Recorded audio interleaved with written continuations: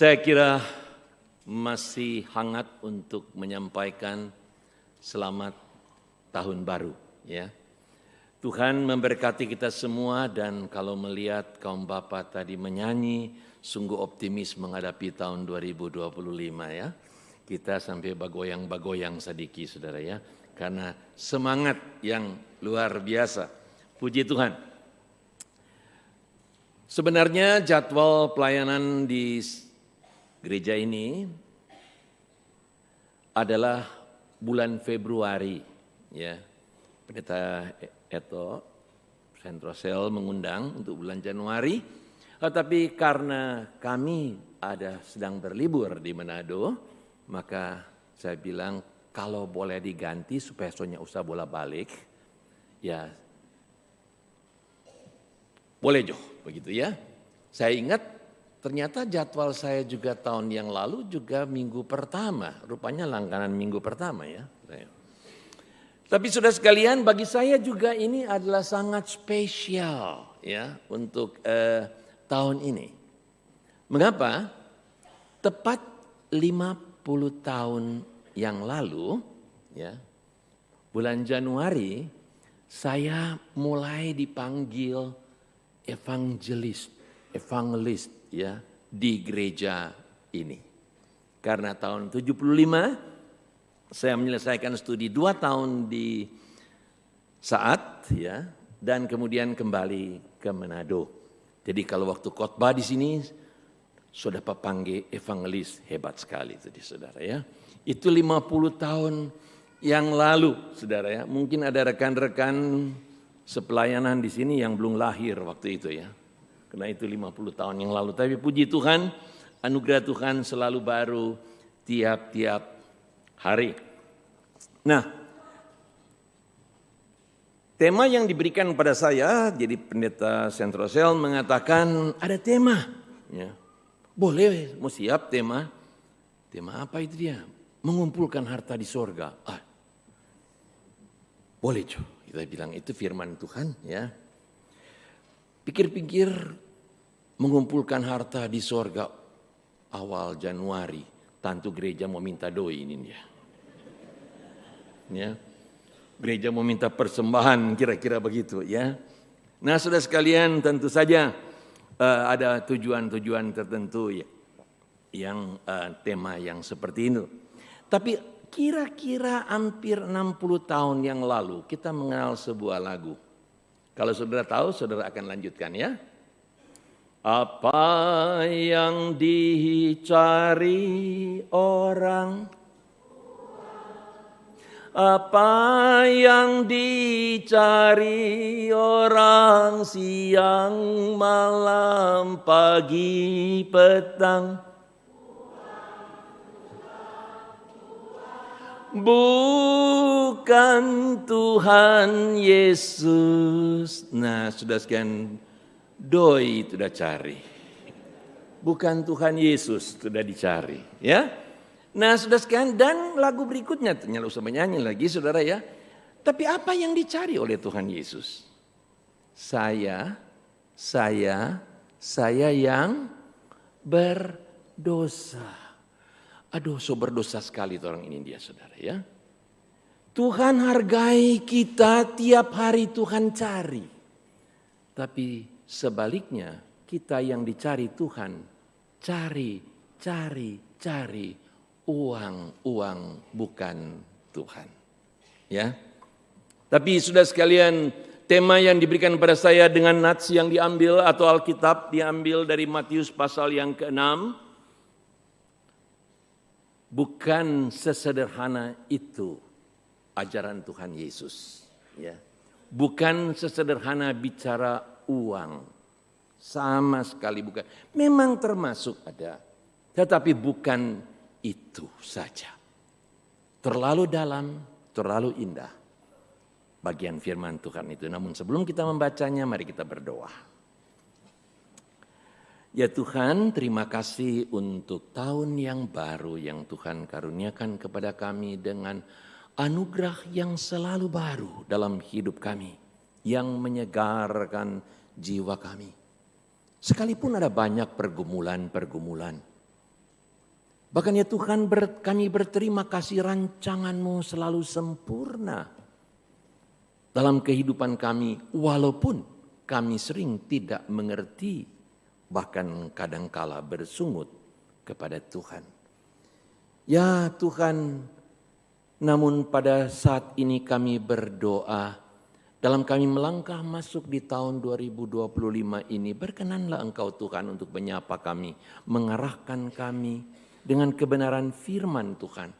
Supaya kami tidak akan menyimpang ke kiri atau ke kanan, tetapi kami hanya fokus untuk menggenapi apa yang Tuhan kehendaki dalam hidup kami.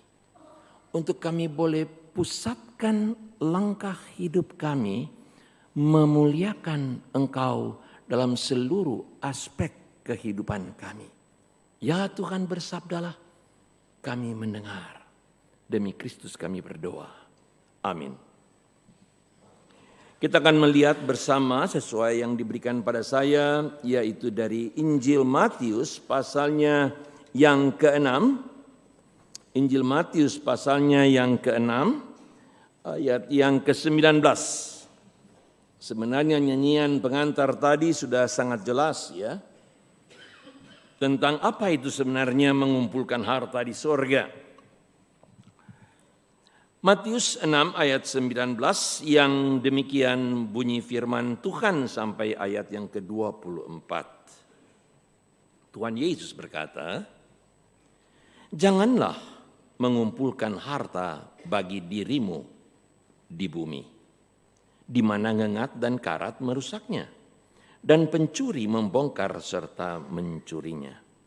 Namun, kumpulkanlah bagimu harta di surga, yang tidak dirusak oleh ngengat dan karat, dan pencuri tidak membongkar serta mencurinya. Sebab di mana hartamu berada, di situ juga hatimu berada. Mata adalah pelita tubuh.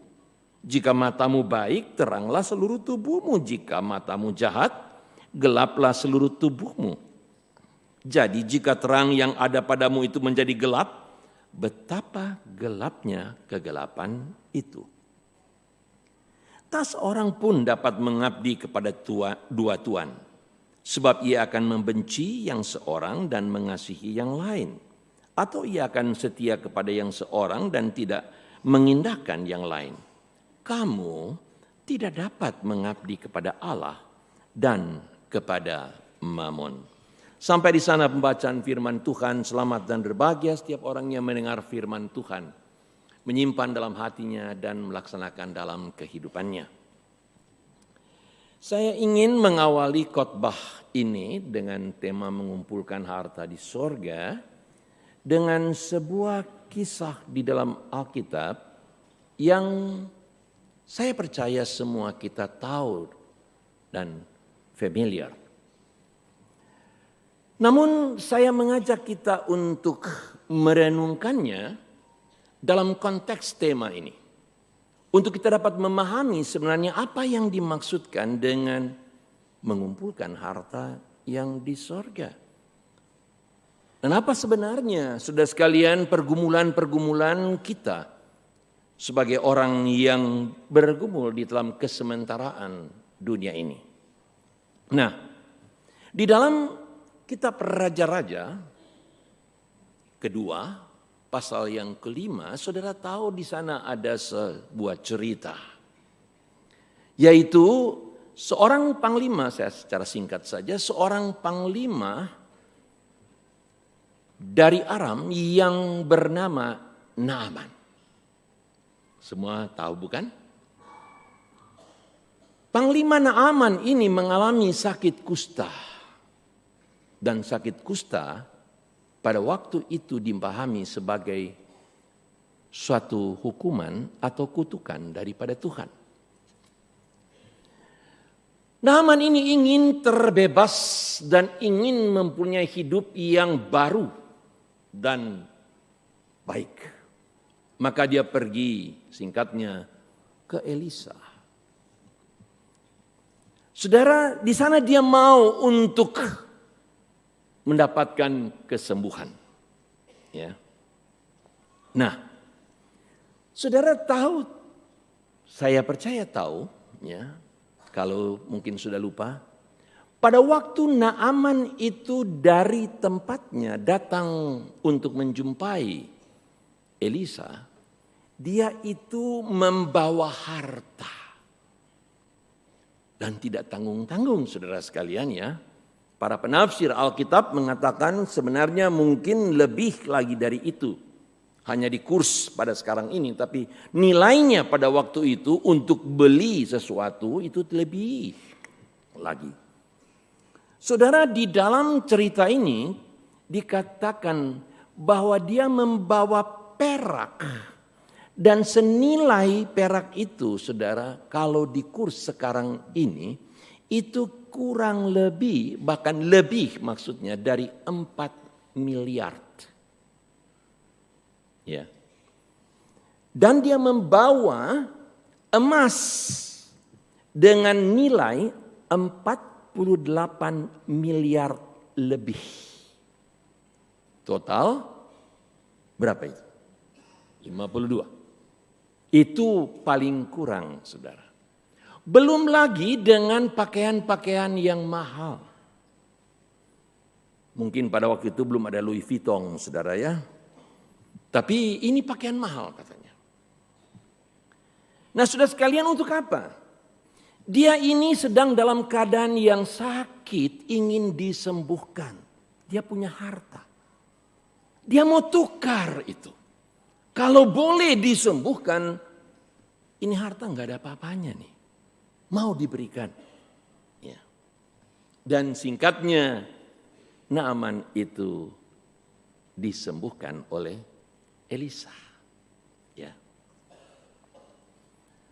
Tentu saja Naaman sangat bergembira, dan untuk itu dia serius. Dia mempersembahkan hartanya itu kepada Elisa.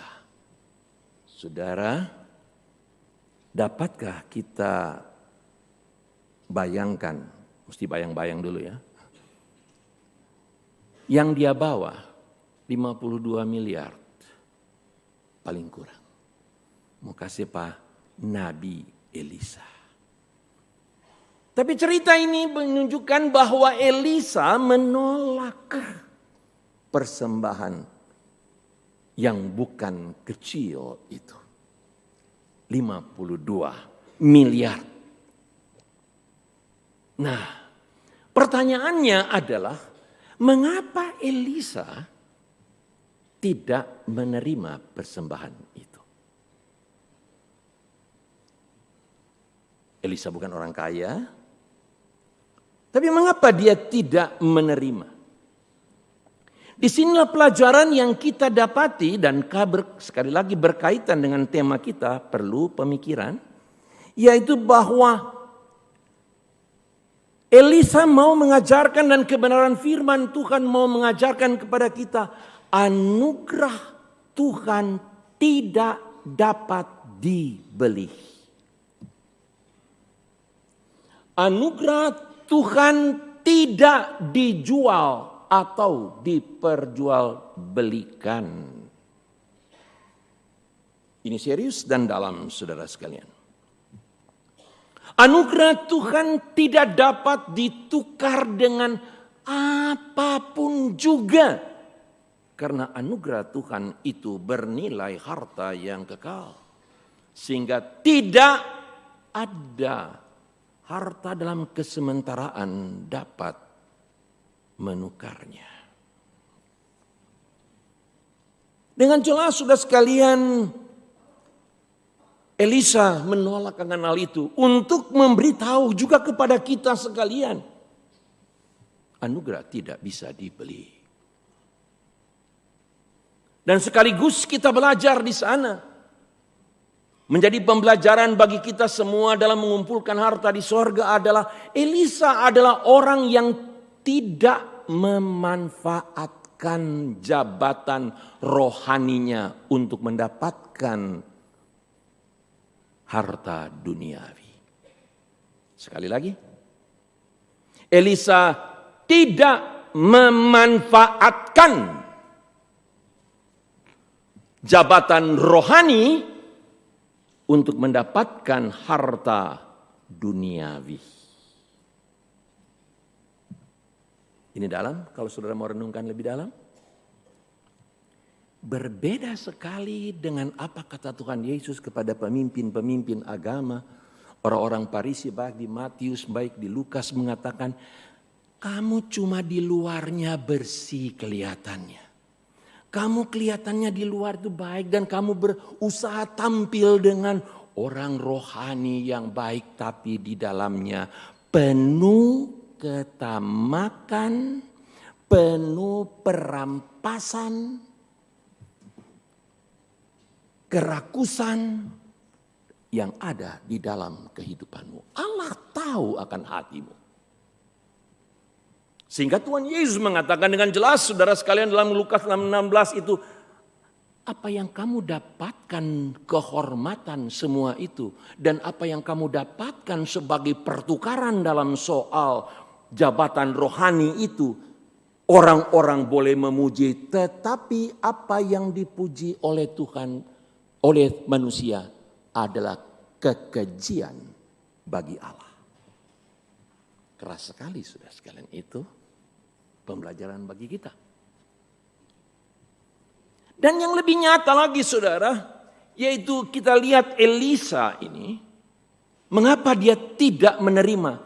Ada goal, nah ini penting sekali, ada goal yang lebih tinggi yang dia akan capai dalam ketaatannya kepada Tuhan.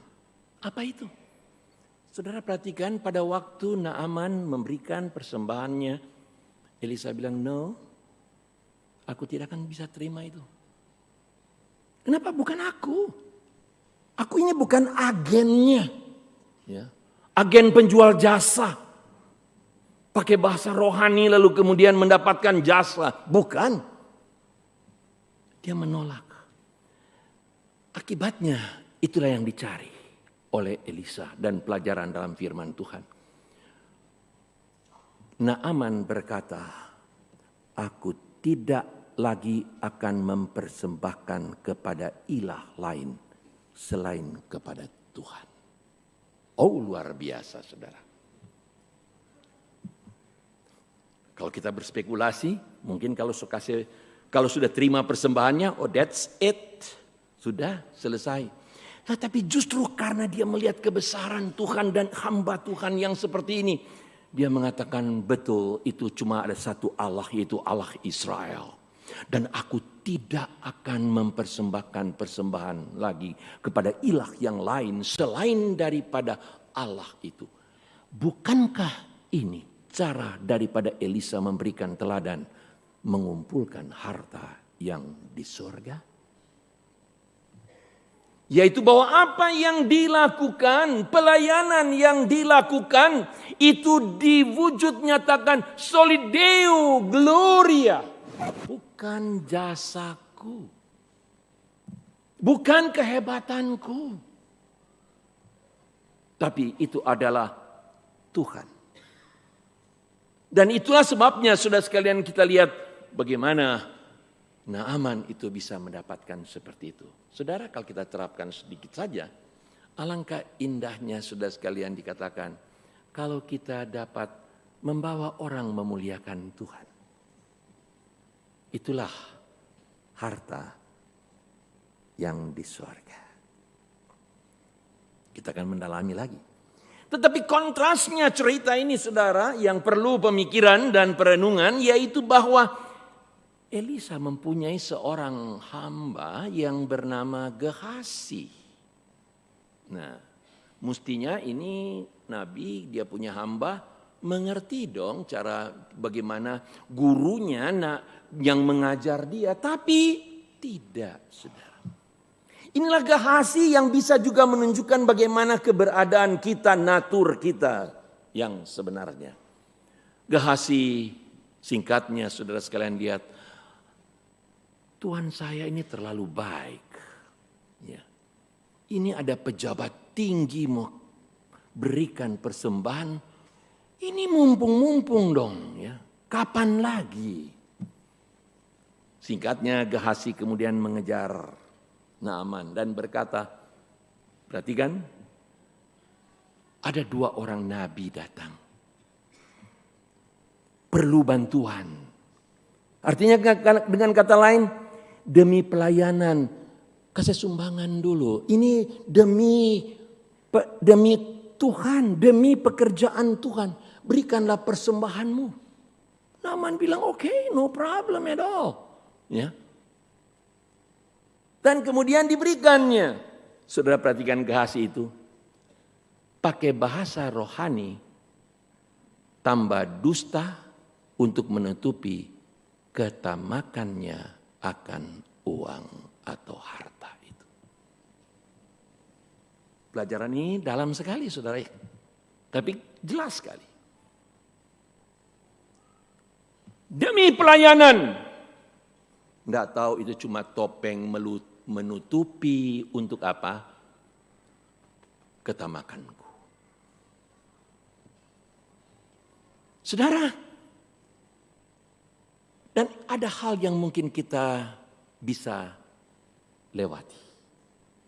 Yaitu pada waktu Gehazi kemudian meminta itu dan Naaman dengan wow, dia more than happy untuk memberikan, dia memberikan apa? Dia memberikan 2 talenta perak dan 2 pasang baju.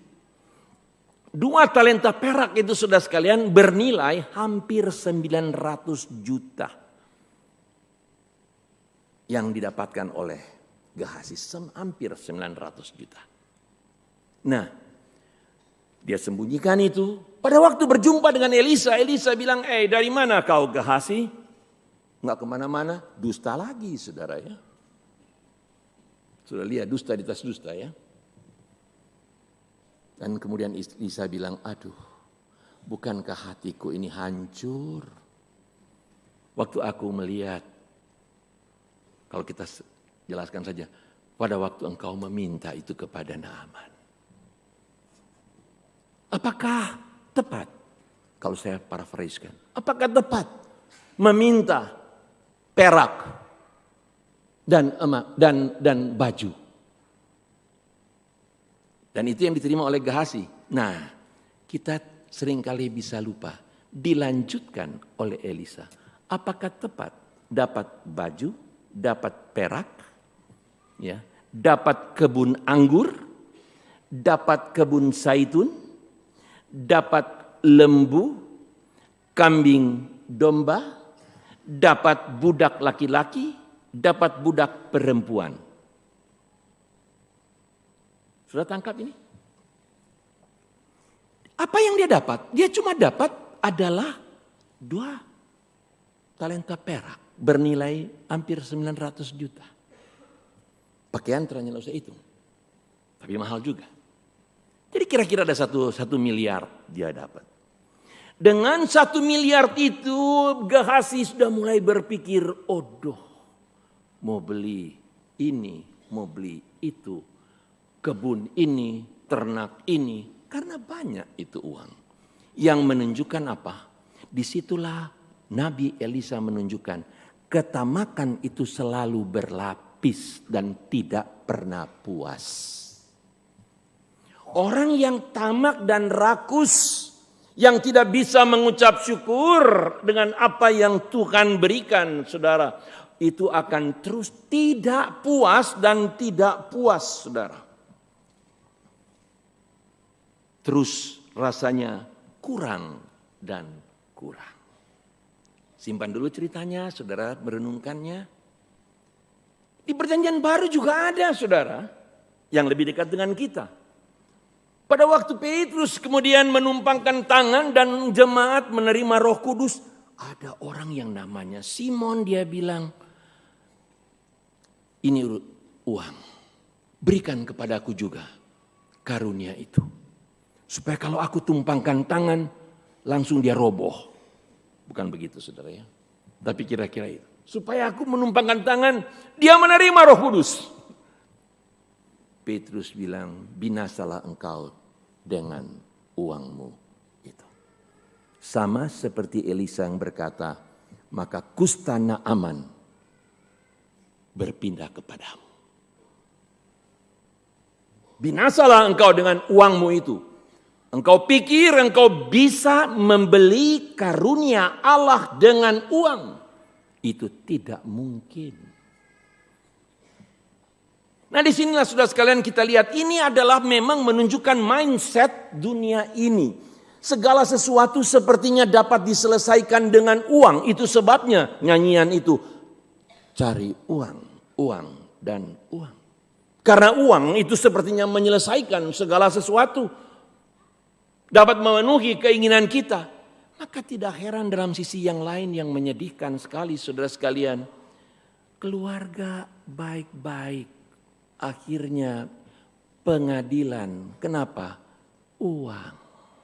Harta. Jelas bukan? Suami istri baik-baik. Baku-baku sayang. Akhirnya saudara sekalian berpisah. Kenapa? Uang, harta.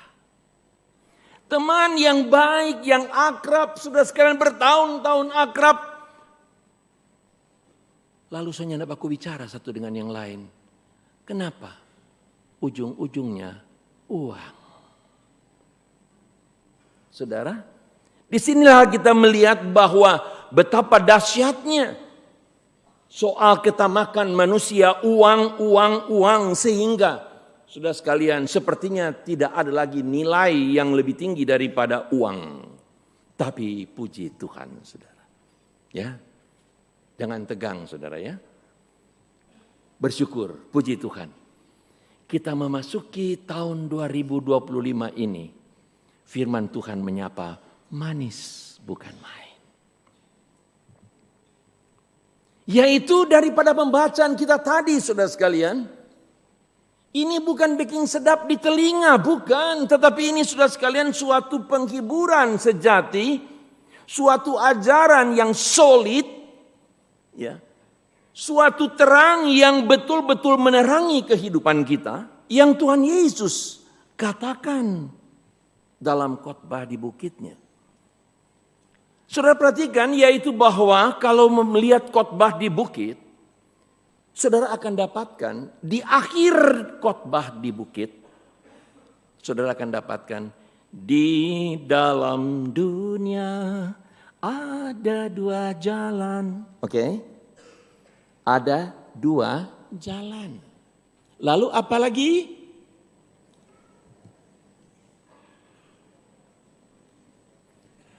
Oke, ada lagi yaitu bahwa ada dua pohon.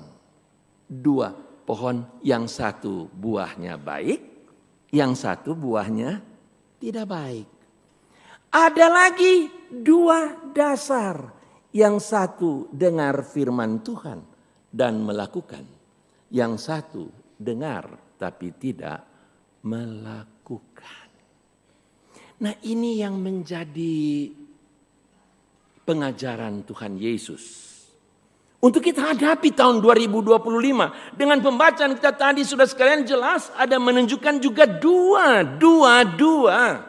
Yaitu sebagai pilihan yang Tuhan sepertinya berikan kepada kita. Yaitu satu harta di bumi dan harta di sorga. Harta di bumi akan dimakan oleh ngengat dan karat. Harta di surga itu tidak dan bersifat kekal. Kalau saudara teliti yaitu bahwa kemudian ada dua lagi. Gelap dan terang. Artinya sudah sekalian. Kalau pertama. Mana yang mau dipilih? Harta mana yang mau dipilih? Kalau yang kedua. Mau pilih di mana? Jalan di gelap atau jalan di terang? Dan yang ketiga dia terintegrasi dengan begitu rapi sekali adalah tidak dapat mengabdi kepada dua tuan. Tidak ada orang dapat mengabdi kepada Allah dan kepada Mammon. Dan dalam Kolose pasal yang ketiga semua ketamakan dan kerakusan itu sama dengan penyembah berhala dan tidak menyembah Allah. Itu poinnya saudara sekalian. Tapi Tuhan Yesus mengemukakan ini adalah kepada murid-muridnya, kepada orang-orang yang sudah menjadi percaya. Dan sekarang Tuhan Yesus mengatakan, coba lihat akan hal ini dan perhatikan supaya apa? Kamu jangan seperti ini. Kamu berbeda. Nah, kita lihat dalam konteks khotbah di bukit ini, saudara ya. Itu tidak terlepas daripada, kita baru Natal saudara sekalian, yaitu nubuatan-nubuatan yang ada di dalam perjanjian lama. Di dalam kitab Yesaya sudah menyatakan dengan jelas tentang kedatangan daripada Sang Mesias itu. Kitab Yeremia juga menyebutkan hal itu. Kitab Yehezkiel menyebutkan hal itu. Kita tidak punya waktu untuk hal itu. Tetapi saudara sekalian, Tuhan Yesus mengatakan dalam Matius pasal 5 ayat 17, Aku datang bukan untuk merombak hukum Taurat, tetapi untuk menggenapinya. Menggenapi. Menggenapi apa? Menggenapi yaitu janji daripada Tuhan melalui nabi-nabinya yang kalau kita boleh singkatkan saudara sekalian, itu janji pembaharuan dalam kehidupan.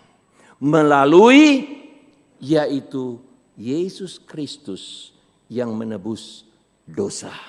Dan kemudian perjanjian itu Tuhan tahu kelemahan manusia yang tamak, yang rakus. Maka Tuhan memberikan Roh Kudus. Dia memberikan bukan lagi hati batu. Hukum-hukumnya bukan tertulis di loh batu, tetapi tertulis di dalam hati daging. Dan di sanalah Roh Kudus diberikan dalam karya Tuhan Yesus yang mati di kayu salib dan bangkit itu. Saudara, orang boleh mendapatkan untuk melakukan kebenaran daripada firman Tuhan. Itu yang Tuhan Yesus mau katakan saudara sekalian. Aku datang untuk menggenapkan. Jadi Tuhan Yesus berkata kepada orang bukan pada orang yang belum percaya. Coba perhatikan di dalam ayat-ayat pembacaan kita saudara. Yaitu dikatakan kamu jangan seperti orang yang tidak mengenal Allah. Kamu jangan seperti orang yang munafik. Artinya jelas saudara sekalian di sini Tuhan Yesus mengingatkan dan memberi kekuatan yang baru untuk satu kehidupan yang apa? Kehidupan pembaharuan di dalam Kristus. Pada waktu Natal yang lalu salah satu khotbah saya di Jakarta dalam rangkaian Natal, saya mengutip satu atau beberapa kalimat atau boleh dikatakan seperti kutipan dari seorang pengkhotbah yang bernama David Jeremiah, dan saya tahu bahwa dia juga mengutip dari sumber yang lain. Tapi baiklah, singkatnya begini saudara sekalian. Dia mengatakan bahwa Yesus yang memenuhi perjanjian itu datang menjadi manusia, bukan? Bahwa dia datang dalam daging.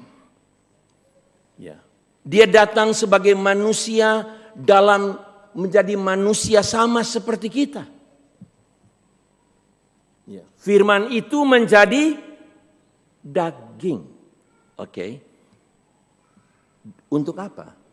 Untuk supaya kita boleh mendapatkan kelahiran rohani, bukan daging.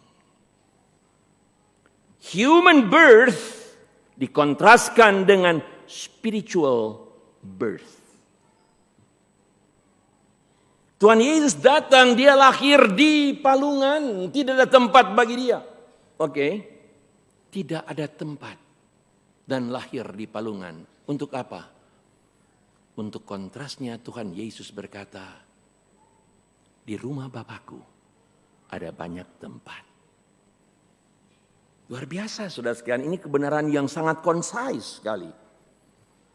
Jadi dia datang saudara sekalian di palungan untuk apa? Untuk menggenapkan saudara sekalian karya keselamatan itu. Sehingga bagi kita punya jaminan, yaitu di rumah Bapakku ada banyak tempat. Paulus menggunakan yaitu bahwa dia yang walaupun dalam rupa Allah tidak menganggap kesetaraan dengan Allah sebagai milik yang harus dipertahankan, melainkan telah menjadi seorang hamba. Hamba budak. Dia menjadi budak supaya kita menjadi anak. Dia menjadi budak supaya kita dibebaskan dari perbudakan dosa. Dan itulah tergenapi saudara sekalian di dalam karya Tuhan Yesus. Bahkan saudara sekalian yang sering kali salah mengerti, dia yang kaya rela menjadi miskin karena kita. Itu bukan soal kekayaan ekonomi, tapi soal hikmat Allah dan pengenalan Allah yang limpah dalam relasi yang mesra antara Tuhan dan umatnya. Nah saudara sekalian, inilah yang dimaksudkan. Yaitu janji yang diberikan, yang sekarang dibicarakan oleh Tuhan. Ini bukan soal uang, tetapi dia bicarakan adalah betapa nilai kekal yang dikaryakan oleh Allah dalam Kristus Yesus. Sehingga kita boleh mendapatkan harta yang kekal itu, saudara. Saya berikan satu bagian ayat yang tadi pagi tidak sempat untuk dibacakan. Saya bacakan bagi saudara untuk dapat melihat kontrasnya dari Yohanes pasal yang ke-10 ayatnya yang ke-28. Yesus berkata demikian, "Aku memberikan hidup yang kekal kepada mereka dan mereka pasti tidak akan binasa sampai selama-lamanya. Dan seorang pun tidak akan merebut mereka dari tanganku. Bapakku yang memberikan mereka kepadaku lebih besar dari siapapun. Dan seorang pun tidak dapat merebut mereka dari tangan Bapa." Apa itu? Itulah harta surgawi yang bernilai kekal. Aku memberikan, tidak dapat diambil oleh siapapun juga. Aku memberikan, dan itu pasti untuk selama-lamanya. Nah saudara sekalian, bukankah ini sangat jelas relasinya, yaitu bahwa pada dalam karya Tuhan, dalam Roma pasal yang ke-8 mulai daripada ayat 15 dan ayat 16, dikatakan Roh Kudus yang diberikan kepada kita menjadikan kita itu dapat berseru, "Ya Aba, ya Bapa." Dan kalau kita ini anak, maka kita juga adalah ahli warisnya. Jadi saudara sekalian, kalau begitu, mengapa kita dikatakan kumpulkanlah harta di surga? Sudah ada, kenapa mau dikumpulkan? Sudah ada, sudah diberikan. Petrus mengatakan yaitu bahwa harta surgawi itu betul-betul luar biasa, tidak dapat dimakan oleh ngengat dan karat, dan satu kemuliaan yang bukan main. Tapi kenapa dikatakan kumpulkan harta di surga? Bagi saya lebih suka mengatakan itu. Artinya apa? Bagaimana kita kalau secara datar kita mempertahankan apa yang telah diberikan kepada kita. Yang kedua, dan itu yang penting bagi saya sebutkan saudara, adalah untuk menunjukkan kalau kita benar telah mendapatkan warisan kekal itu akan nyata dalam hidup kita. Itu poinnya. Kalau kita benar sudah sebagai anak, dan itu yang Tuhan Yesus inginkan. Kalau kita melihat dalam Injil Matius pasal yang ke-6, 12 kali saudara sekalian kata Bapa, Bapa. Relasi yang begitu intim. Nah kalau sudah begitu intim relasi itu saudara, maka dengan jelas sekali itu akan memancar keluar. Tanpa disuruh, enggak usah. Diperintah, Berikan perpuluhan. Ini gereja sudah katakan demikian. Kalau ada kasih perpuluhan tidak diberkati. And so on, and so on. Saudara tidak perlu. Dari dalam kalau kita sudah punya harta yang kekal itu akan mengalir. Menghargai. Untuk kemudian hidup memuliakan Tuhan. Singkatnya saudara sekalian. Saudara lihat. Pada waktu Tuhan Yesus bicara dalam khotbah di bukit. Di dalam pasal 5 ayat 16, apa yang dia katakan? Karena khotbah di bukit tidak bisa dipisah-pisahkan. Melihat perbuatanmu yang baik itu, maka Bapamu di sorga dimuliakan. Bukan bilang melihat persembahanmu yang banyak itu. Bukan. Bahkan Tuhan Yesus bilang kalau kasih persembahan, tidak usah ada orang lain tahu, Bapa di sorga yang tahu. Oke.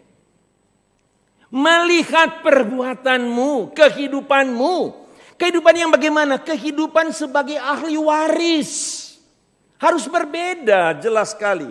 Kehidupan seorang yang sungguh-sungguh telah menerima kehidupan yang kekal, harta yang kekal.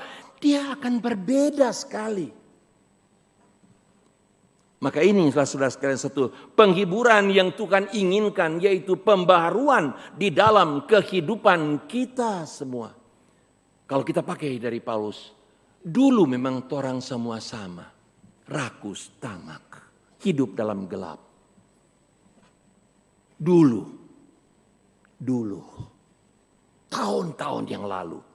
Sekarang di tahun 2025, marilah. Kita masuki itu dengan satu pembaharuan hidup. Jangan lagi seperti yang lalu. Sekarang sudah mengerti. Maka semua yang kita hidupi yang memuliakan Allah. Itulah harta surgawi yang tidak dapat diambil oleh siapapun juga.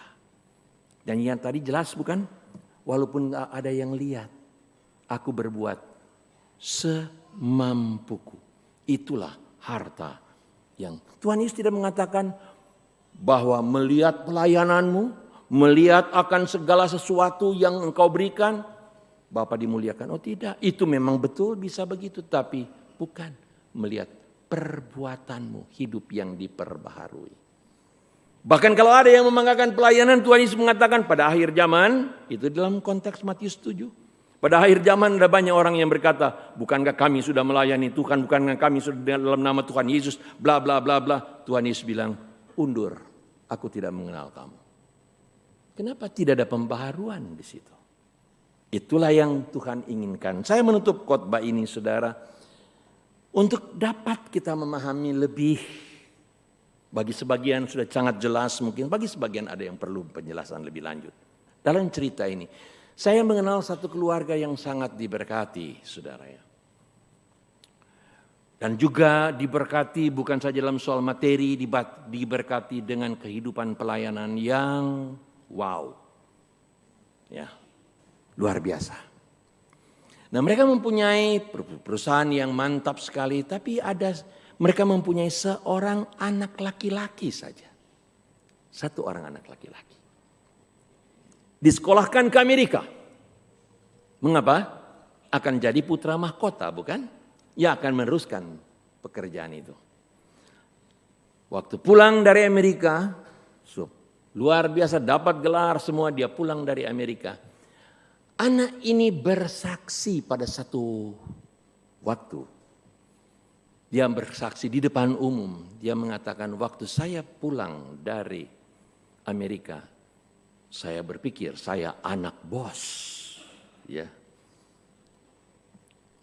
Tapi nyatanya sampai di Indonesia, ayah saya berkata, mulailah untuk mulai belajar dari yang paling bawah. Dan dia mengatakan gaji saya 1 juta. Dibandingkan dengan karyawan-karyawan yang lain, dia kecil sekali. Oke, dia mengatakan kalau saya kerja di perusahaan yang lain, saya dapat lipat ganda dengan keadaan saya sebagai tamatan dari Amerika. Tapi di ayah saya meminta dan saya hanya mendapatkan gaji 1 juta. Tapi saya lakukan semua itu. Nah, saudara bisa bayangkan sekarang? Apa bedanya dia ini dapat gaji 1 juta tapi dia bekerja keras sekali. Apa bedanya dengan manajer di situ? Salah satu manajer di situ dengan gaji tinggi juga bekerja keras. Ada beda enggak? Yang satu karyawan, yang satu ahli waris. Beda bukan? Dia bilang memang cuma dapat 1 juta tapi dia tahu ini perusahaanku. Beda dengan bayaran.